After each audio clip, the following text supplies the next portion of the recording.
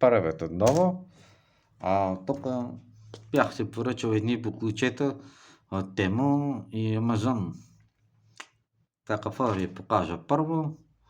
Прави впечатление голямата кутия. Това е за майсторите. Направи само вкъщи. Когато имате нещо да си правите вкъщи, ремонт или нещо подобно. Интересно, че имат изолационни диоди, резистори, всичките тия неща ги има тук. С абсолютно всичките стойности. Те вече няма се ги правят, нали, с син цвят резисторите. Те бяха жълти, червени, зелени. Сега масово са такива вече цветовете.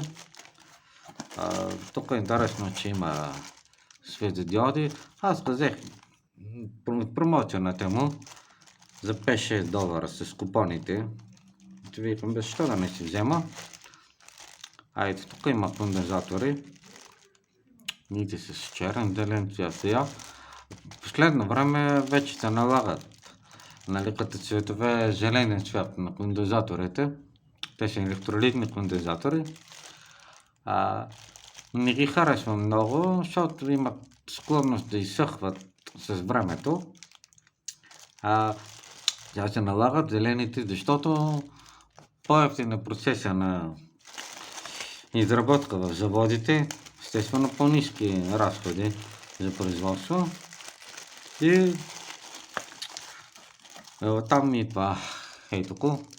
Виждате ли, вече ще започнете да ги виждате по-често тия резистори. Не кондензатори, щях да кажа.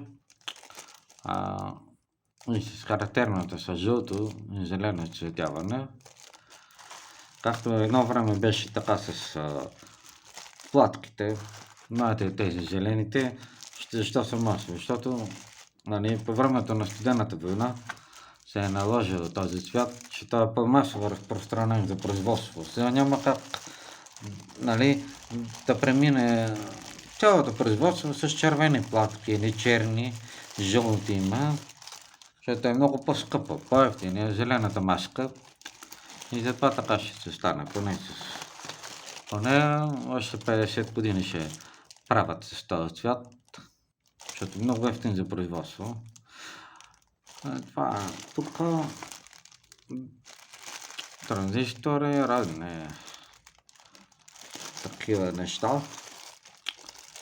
Ето тук има потенциометър. Чакай да видим сега дали не са. Това е говорителя.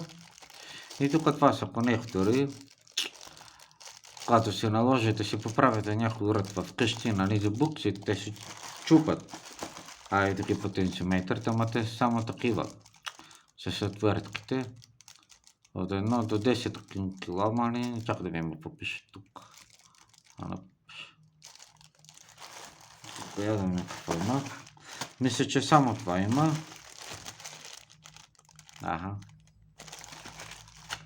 Да. Ето днес 550 са тия чиповете. Те са най-масово разпространени. Стават. За нещо за поправка вкъщи, но ми е интересно да видя как светят тези големите и малките светодиоди. Я ще погледнем. Така.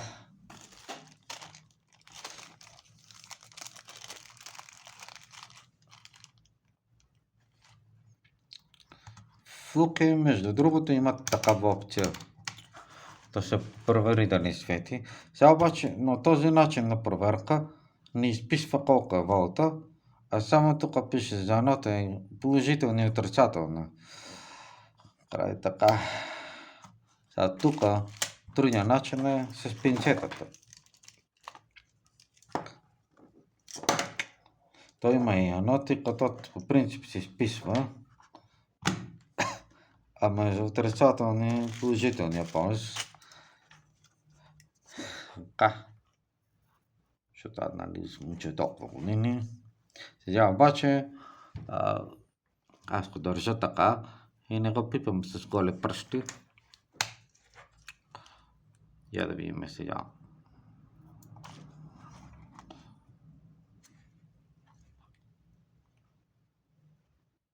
Това е 60 волта за синято. Така. Я да видим за жълтото. Свети си. Да видим колко волта ще преминат през него. 1,90 волта.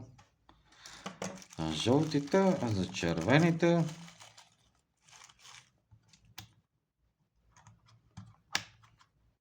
и това се свети, но очаквам да има изгорели.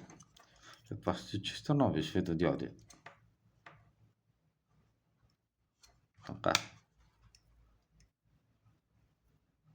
1,80.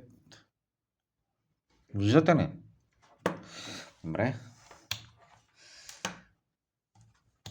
Много се извинявам, че ви тъкчавам с моите глупости, но някъде това има работата.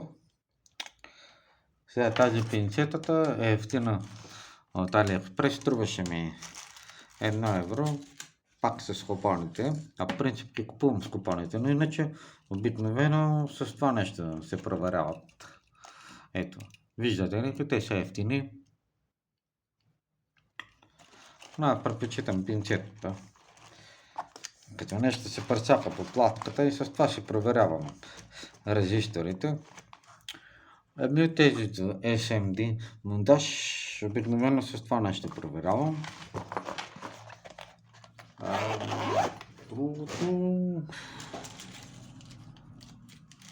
Няма да го проверявам всичките, окей са. Това става за вкъщи, на село, нещата си поправите. Ето таки. Тук дадени са размерите на платките, светодиодите. Ето и транзисторите, резистори, LED. Тук показане ми по колко броя са, диодите са им показани. Тримерите, ето го чипа, днес 555 го има, това е много масов. И тук други компоненти, говорителя е тук, миналите говорител. И ето ги тези тук работи, те нали се чупат много. Така тези ще ги махна. Така. Да видим тук. Това е такъв ъгъл, който се намира за центроване. Ако вземете една тълпа и с това откривате центъра, така го правите.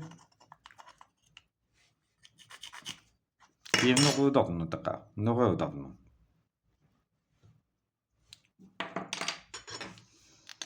Това е определено добра покупка. Малко не е тромаво и тежко. Това ще стане. Сега, тук аз съм си ги взял. Всъщност от тези клеми. Те са подобни на Vago, но само че са по-различни. Те са японски. Това е от Amazon.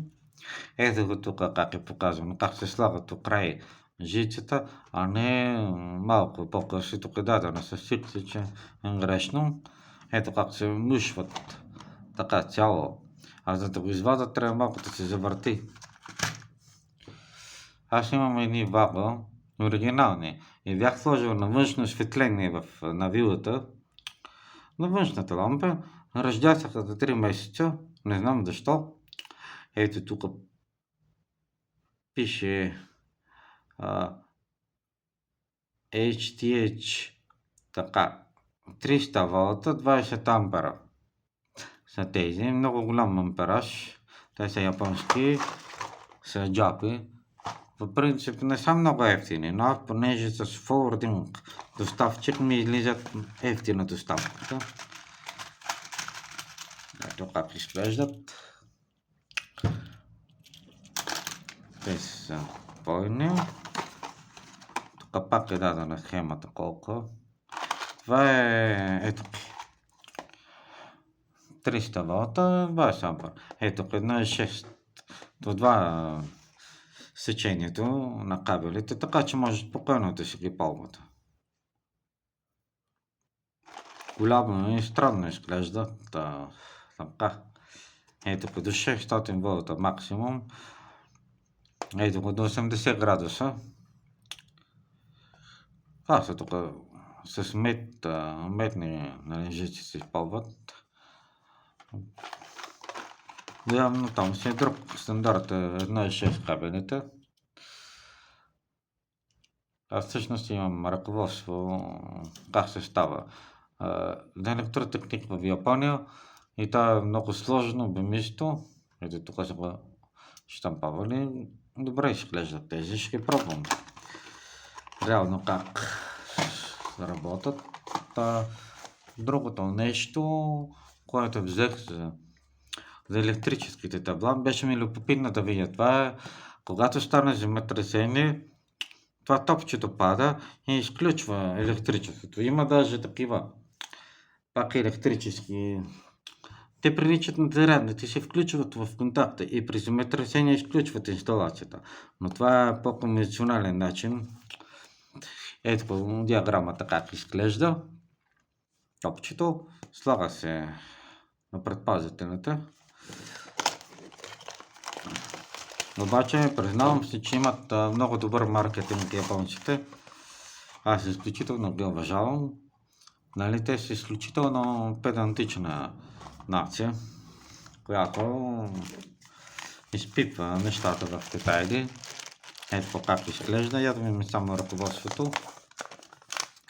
Тя вече направя с друга планета. Ето като тук нивелир е даден. Как се монтира, нали? Дънжето как се завръзва. Това е все едно за 5 клас рисувано. За малките са, ако абсолютно нищо не знаеш как да се извърши монтажа, ако е с капака, с жичката тя се отделя. Нали, може да се раздели на две и отдолу през капака. Ако няма капака, направо се слагат таблото.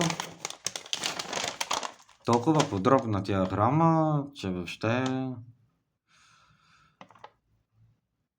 за тук какво е забранено, какво е разрешено. Това направо бати диаграмата. Ма е различни ситуации. Или от долната страна, или отгоре. Ако са разположени ключовете на таблото, май трябва да ви покажа едно табло. Имам японско от тях и може да ви покажа. Благодаря да ми имете. Даже са оставили и за ръководството. Ако нещо не ви е ясно, мани. Тя са направо извънземна. На топче. Тежко. Повярвайте ми, тежко. То е доста за размерите си. Ето ги. Тук се дали QR кода. Ето го. Това нивелира. Тук го нагласявате там на винта. Так.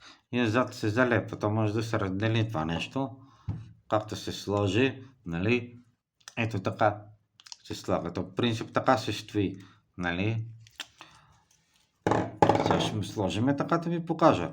Так. Я да видим така. Ето тук се връзва. Бе японска му работа. Чакай да видим сега как. Връзва.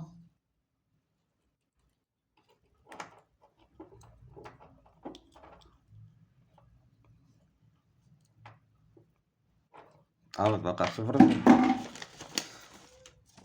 Но нещо да е. Сега ще видим. Те японци направо ще ме уморят. Даже тук е дадено. Ето така аз го сложих. Ето така. Просто...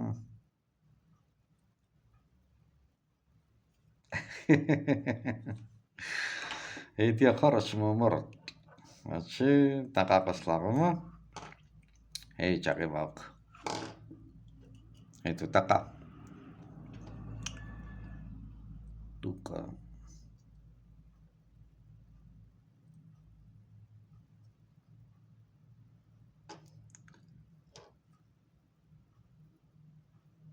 Аха, да. Съвсем не го бях догледал, ама.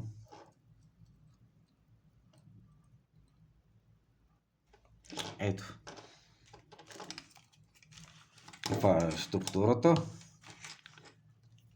Значи, както се слага топчето. Виждате, не знам дали вие го виждате, ама така го виждам от тук. Ето така как изглежда. И с това нещо, като го дръпна, надолу падне топчето и тук на това. Така. Падна. И просто така.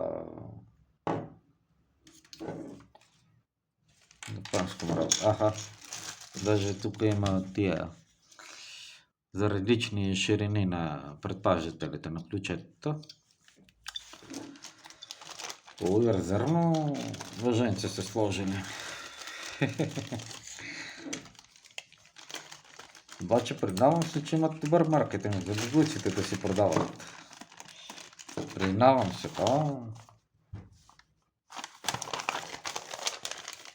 Добре. Така.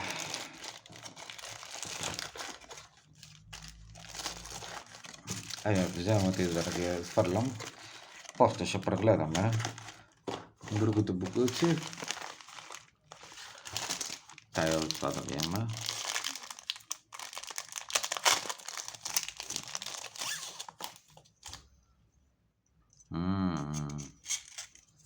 Мисля, че това е добро решение. Така като го взимате размера за някаква дъска. Ето така. И да ги измерите. И после да си очертаете с молев.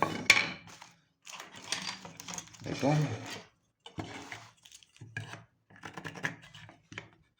Супер. Това мисля, че е най-практичното нещо.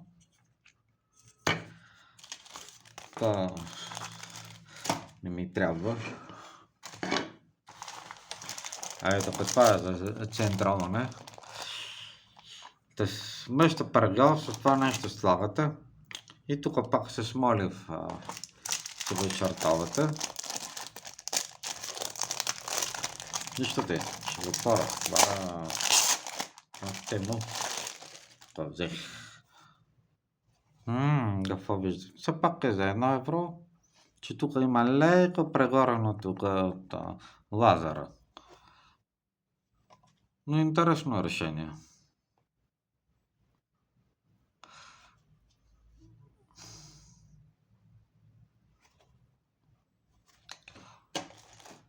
Добре. Това беше. Да. Това е за намиране на центъра.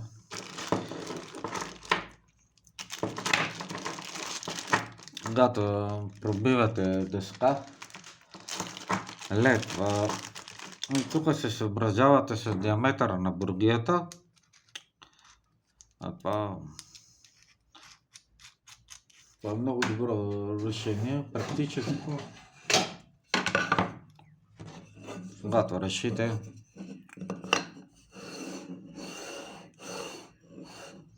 и от тук си го пробивате. Може и така. Вместо да се мъчите така да го мерите с молив, дали от тук така или от тук, то направо се концентрира и направо се пробивате. Идеално. Доволен съм от тази покупка. Пътано да не се захаби.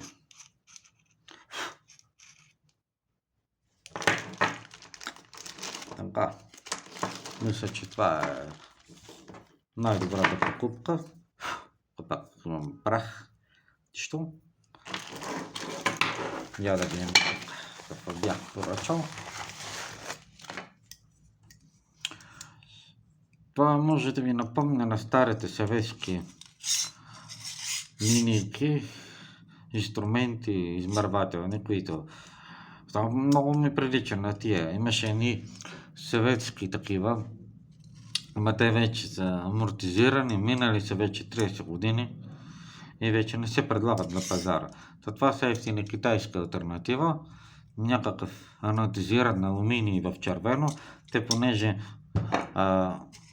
копират кълвачите, американските Woodpecker се казват, копират ги, нали, цветол и са по-ефтино. И това е тук някак си. Аха, да, това е за допълнително. Се нагласявате тук. Я да видим тук. Да, това е в сантиметри, а ето го има и в инчове. Тук, може да си го обърнете. Това ще го отворя. Ето. Тук си го мерите. Тоест, искам да кажа, че сега искам да направя 3 см, окей? 3 см. Малко има луфт, хлабаво. Но това не би трябвало да е проблем. Ето.